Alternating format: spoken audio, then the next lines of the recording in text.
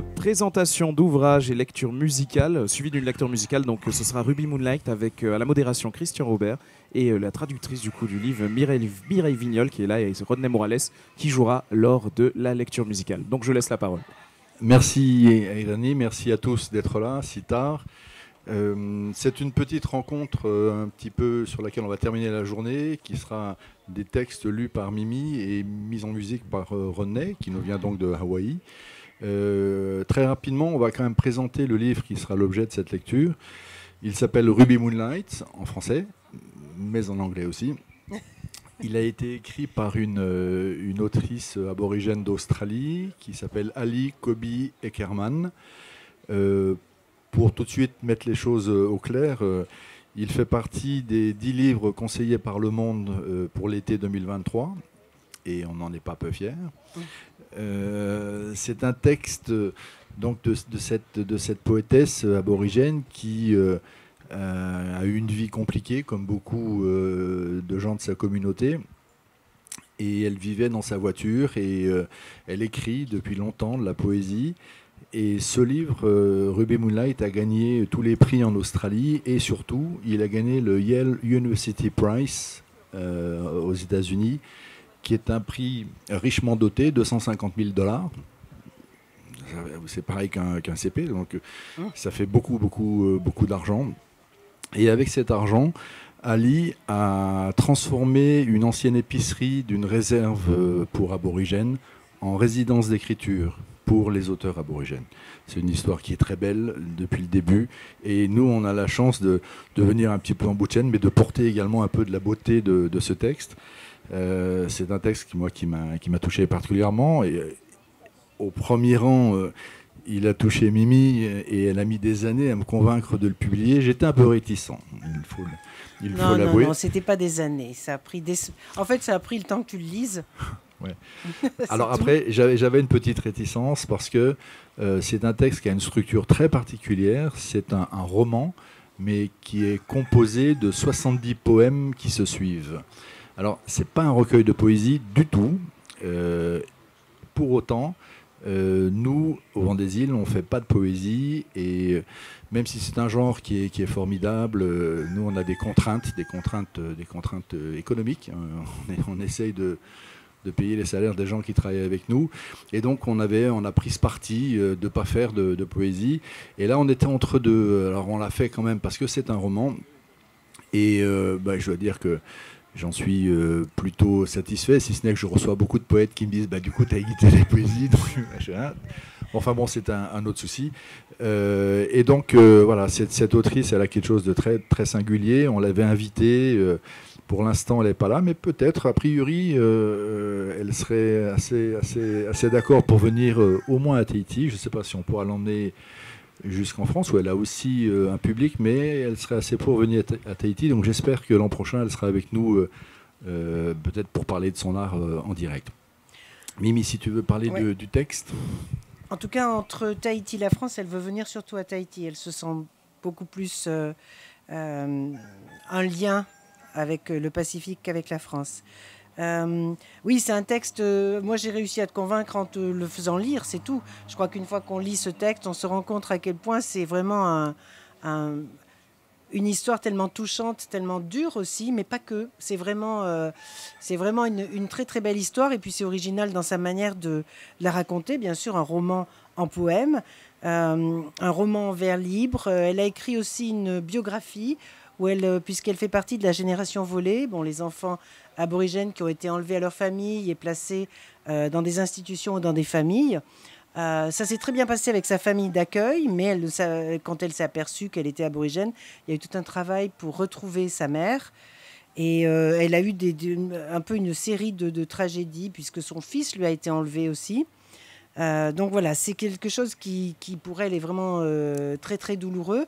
Et en fait, elle a écrit sa biographie, donc c'est des petites vignettes de son enfance qui sont ponctuées de poèmes à chaque fois aussi. Donc ça, on le traduira peut-être un jour, savoir. Voilà, pour traduire de la poésie, la petite différence avec la prose, peut-être, c'est qu'on a besoin d'y revenir. Enfin, moi, en tout cas, quand je traduis de la poésie, j'ai besoin d'y revenir beaucoup. de l'écouter, d'y revenir, de l'écouter, d'y revenir. Donc c'est un boulot qui doit se passer sur un temps assez long. Et moi, j'ai toujours besoin des autres. Donc, quand je suis à peu près contente avec la traduction, j'invite les copines à la maison et puis on le lit à voix haute en français. Elles ne parlent pas anglais, c'est juste sur le son, c'est juste sur le texte en français. Et elles vont me dire, ouais, ça, on ne comprend pas trop, ou ça, c'est un peu bizarre, ou voilà. Et donc, à partir de là, on travaille vraiment sur le français. On va vous lire maintenant. Alors, je voudrais quand même dire un super grand merci à Rodney qui a accepté de préparer. Il a composé donc l'accompagnement musical et vous allez voir, il joue très bien. Mais enfin, c'était pas donné, d'autant plus qu'il a un texte en anglais puisqu'il parle pas français. Donc, il est obligé de se repérer sur le texte en anglais, la version enfin bon. Donc, excusez-nous si des fois c'est peut-être pas aussi fluide que ça devrait l'être. Mais c'est la première fois qu'on fait ce spectacle ensemble. On va lire à peu près un tiers du livre. Et moi, ce que je vous conseille de faire, mais vous n'êtes pas obligé non plus, c'est de fermer les yeux, d'écouter la musique, d'écouter ce texte et de vous laisser emporter. Voilà. Ah, j'en vois qui sourit. Il fait que 450 pages. Le livre un tiers, ça fait 150 pages. Je sais pas. Oui, 450 pages, on voit bien. C'est des petites pages.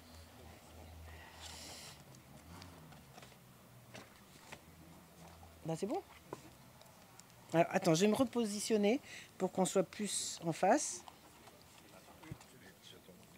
Ouais, attends.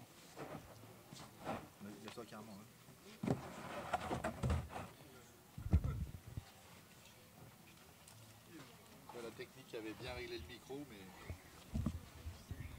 Oh non, ça, c'est... Voilà. Monte un peu si tu peux.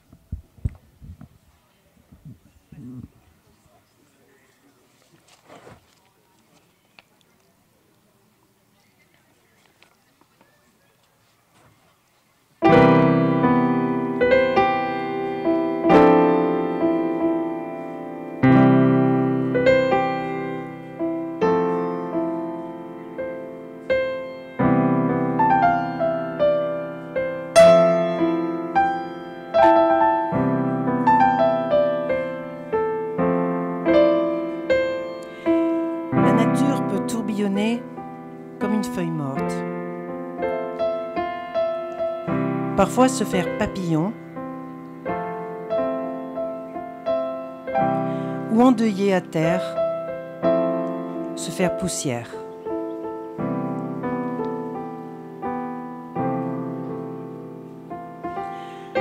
Dans la douce lueur de l'après-midi, une famille élargie parcourt les plaines, s'extasie en sourdine de retrouver des paysages familiers. Un déluge de perroquets l'accueille à l'ancien lieu de rencontre. Une jeune femme cueille fruits et baies sauvages. Son mari, sculpteur de lance, admire son corps souple, dansant une parodie d'amour. Le frère aîné s'amuse de cette idolâtrie. Sa propre épouse, encore agile, est l'ancienne, gardienne de la coutume. La jeune femme, sa seule enfant.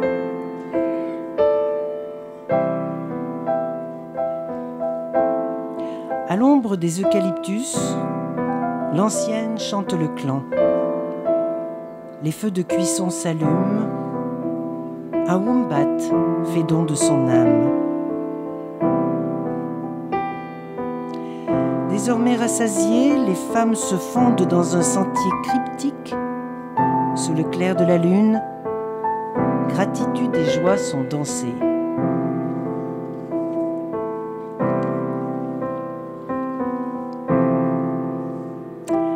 Des rubans de fumée se dissipent dans le ciel au point du jour. Le clan se lève peu à peu. Le sculpteur de lance s'accroupit près du feu. Ses armes endurcissent sur les charbons. Il se redresse. Il s'étire. Son regard se porte sur la colline où des cuisses de terre cachent une source sacrée. 3 corbeaux décrivent des cercles.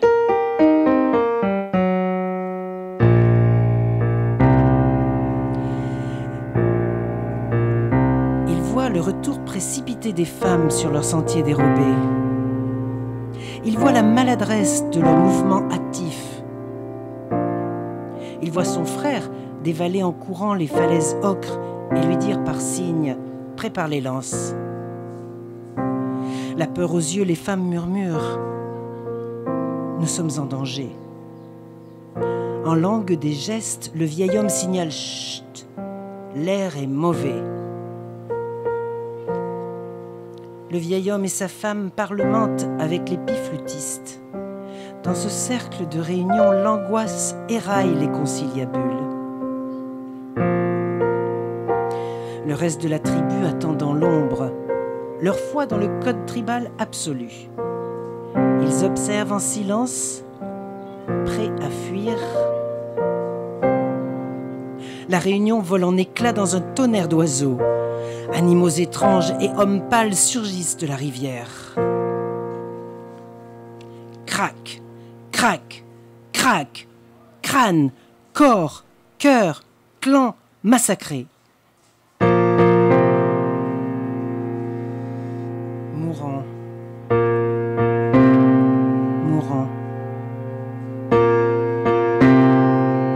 mort.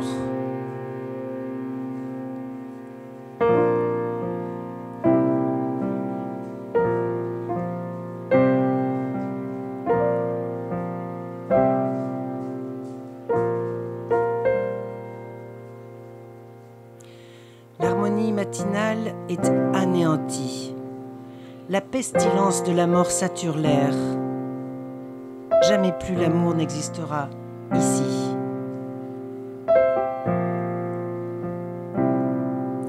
Une jeune femme assise comme roc regarde fixement sa mère et son mari, leur corps muet en pierre tombale. Des yeux arides ensablés de sédiments, les larmes ne couleront plus. Une vie vouée à la sécheresse. Racle les images de tes yeux, racle l'émotion de ton cœur. N'en parle jamais à personne. Au soleil couchant, elle se tourne vers les ombres. Oh Kumuna, oh Kumunari.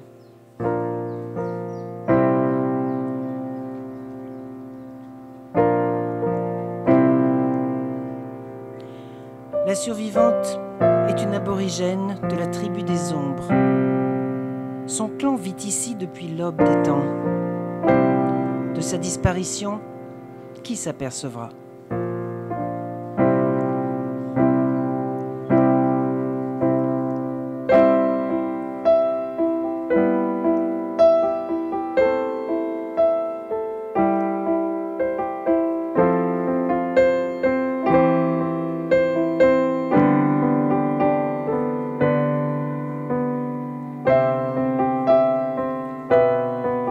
Les sens ravagés par le deuil, elle suit les chants d'oiseaux d'un pas trébuchant. Fie-toi à la nature. Gazouillis de diamants 5 couleurs conduisent à l'eau. Perruche à collier jonche sa voix de baie. Fie-toi à la nature. Mangeur de miel mène au nectar des grévilléas. Chouette niche dans ses yeux. Fie-toi à la nature. Méliphages, barbes rouges prennent des nuances de vert. Le bleu des mérions superbes vire au brun camouflage. Fie-toi à la nature. Cassican gorge noire sème babiole sur son chemin. Les petits lève-queux insufflent un doux regain. Fie-toi à la nature. Apôtre gris papillonne à la commissure de ses yeux. À l'horizon, les émeus se dressent comme des flèches. Fie-toi à la nature. La jeune femme bifurque et suit les émeus.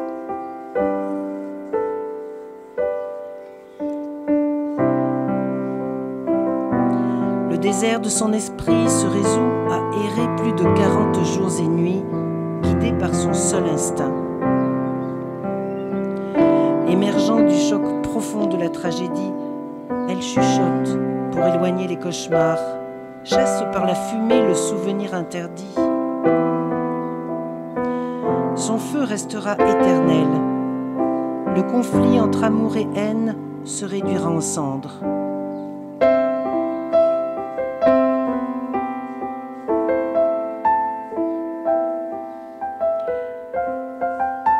Elle recueille les dernières braises dans un coulamon. La tradition suit les méandres d'un sentier battu le long d'une rivière apaisante. Les miroboudans gonflent leurs plumes pour attiser et raviver les braises. Un campement se révèle. La jeune femme repose enfin son épuisement, repose son chagrin et hume la pluie.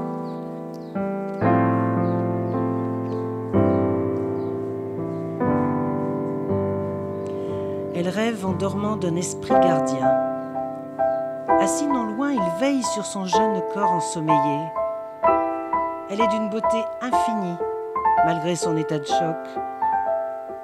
Visage cerclé de boucles de rue, aspect enfantin quand elle somnole, nez tribal typiquement épaté, stature qui confirme ses origines, fermeté de la poitrine et des fesses, ventre dur et tendu. L'esprit familier est aussi ombre.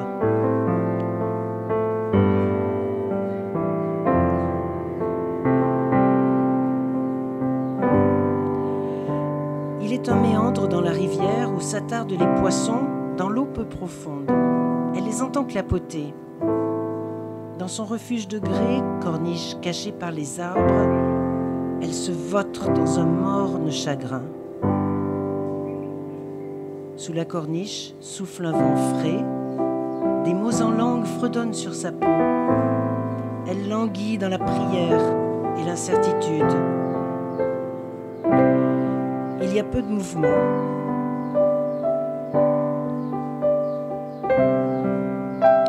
Les jours s'écoulent sans incident. Elle s'accorde au flux de l'eau.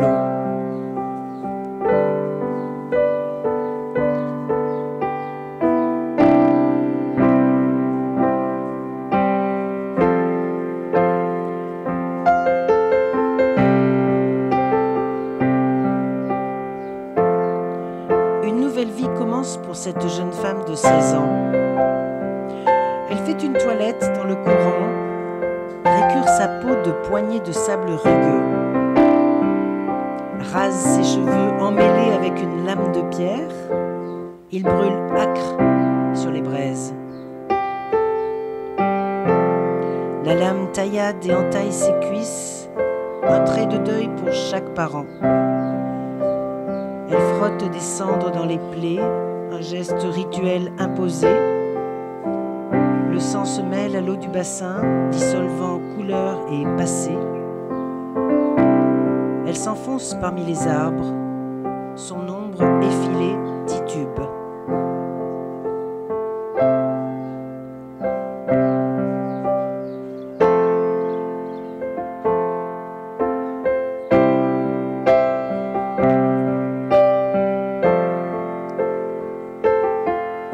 La femme tresse des paniers de joncs cueillis le long des berges.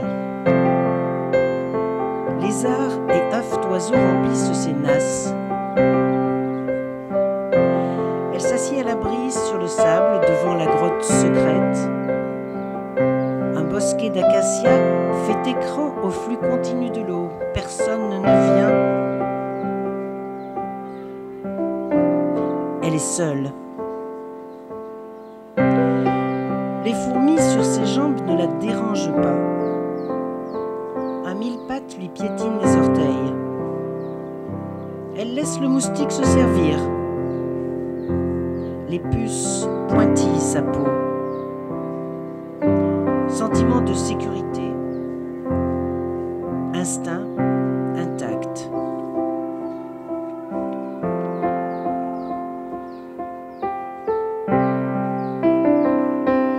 Un don de douce pluie dégouline du piton rocheux. Elle se réfugie sur la terre sèche. Les crottes de kangourou dégagent un effluve familier. La cascade de pluie aussi est parfumée. Un varan court se réfugier à l'abri. Il pentèle doucement contre la paroi de pierre. L'immobilité de la femme est totale. Une main saisit le varan à la gorge avant qu'il puisse réagir. Elle lui brise le cou. Son prochain repas est assuré.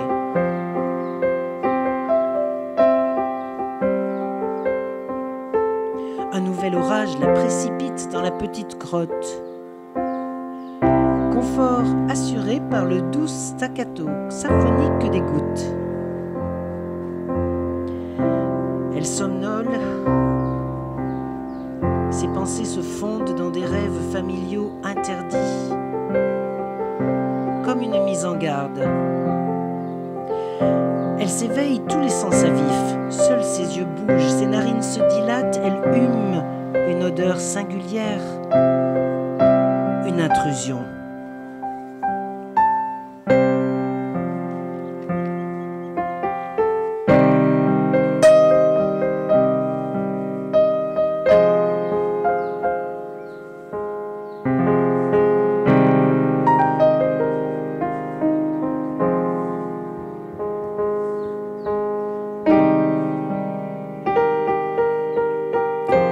Camouflée dans le bosquet d'acacia, elle observe un fantôme cendre et fumée. C'est grand comme émeu, visage rose gala. Apparemment insensible à la pluie, ça émet cette odeur étrange. Mais comment ça peut inhaler le feu, souffler la fumée par la bouche? Peut-être est-ce un homme feu. Peut-être la pluie va-t-elle l'éteindre, comme de l'eau sur des charbons ardents. Elle le suit. Elle le suit sous la pluie calmée. Ça marche comme cassican. Ça gratte sa poitrine comme kangourou. Main sur la bouche, elle étouffe un gloussement. Derrière les arbres, elle observe l'homme mystère ou monstre bagnip se fondre soudain dans la berge de la rivière.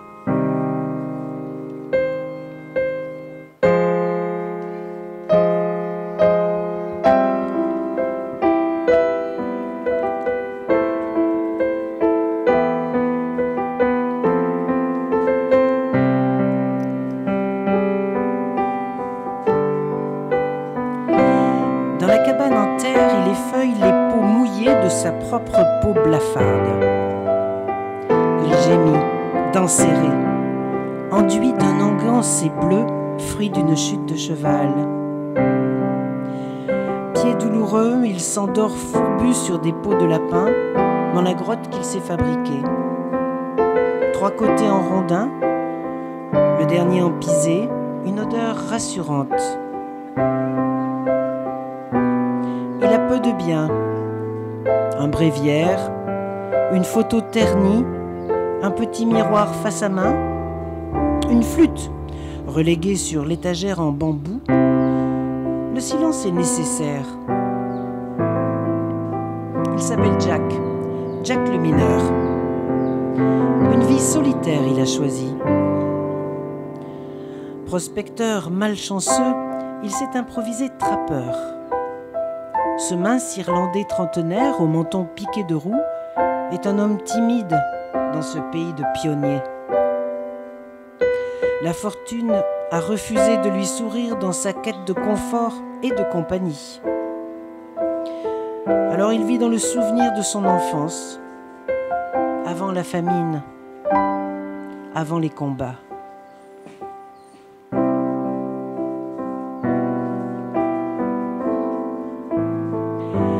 Des yeux alertent l'épi lorsqu'il émerge de la brèche dans la rive terreuse. Des yeux alertent l'épi lorsqu'il enflamme la brindille à sa bouche et souffle la fumée. Des yeux alertent l'épi lorsqu'il alimente le feu dans un brouillard de vapeur. Des yeux écarquillés l'épi lorsqu'il cuisine. Son ventre à elle gargouille.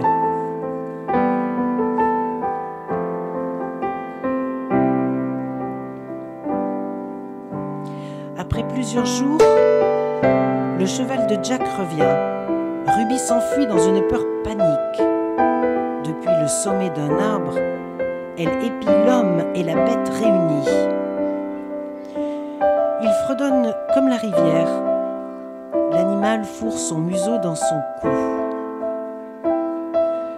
Il mène la bête broutée au bord de l'eau. Elle le regarde entraver ses jambes en gringotant un doux refrain.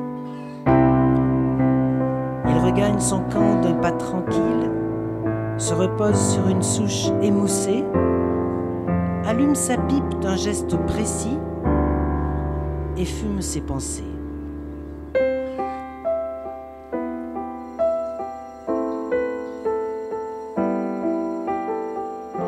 Jack l'aperçoit avant de l'apercevoir. Elle l'observe en cachette, il apprécie la compagnie. Il se met à lui offrir des plats de nourriture, elle accepte ses offrandes sous couvert de la nuit.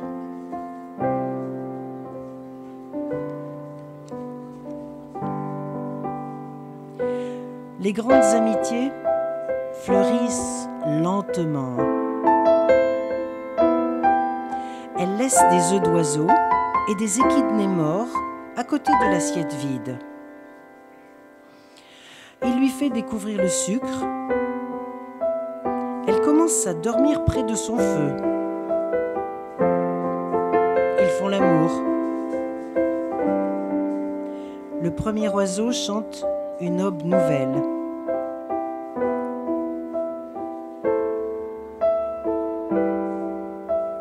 Elle se réjouit que Jack soit un homme de peu de mots. Jack se réjouit qu'elle soit une femme de peu d'exigences. Dans leur isolement, ils sont ciel. Dans leur isolement, ils sont terre. L'isolement est indispensable à leur fusion. Il est interdit aux Européens de forniquer avec les Noirs.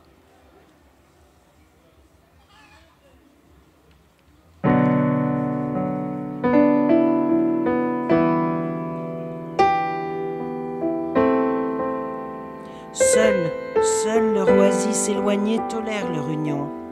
Ils ne connaissent pas la langue de l'autre. Ils ne parlent jamais dans la journée, juste la nuit. Quand nul ne peut entendre, ils chuchotent des mots tendres. Ruby, Moonlight.